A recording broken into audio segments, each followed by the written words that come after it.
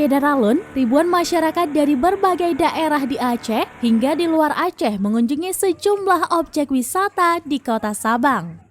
Mulai dari pantai hingga situs-situs sejarah ramai dikunjungi para wisatawan.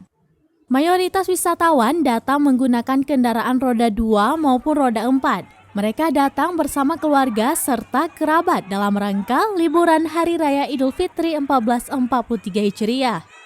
Amatan serambinews.com hingga hari Minggu 8 Mei 2022, destinasi wisata masih terus dipadati pengunjung, terutama kawasan kilometer 0, Pulau Rubiah, dan Benteng Anoy Hitam masih menjadi primadona. Ali berusia 38 tahun, warga asal Medan, saat ditemui serambinews.com mengaku sudah beberapa kali ke Banda Aceh. Akan tetapi baru ini pertama kalinya ia pergi ke Sabang. Yang pertama kita sering kemari ke Banda lah ya, tapi nggak pernah ke Sabang. Kemudian keindahan Sabang ini kan memang udah lama, udah sering kita dengar lah ya bahwa Sabang ini indah. Makanya kita coba kemari.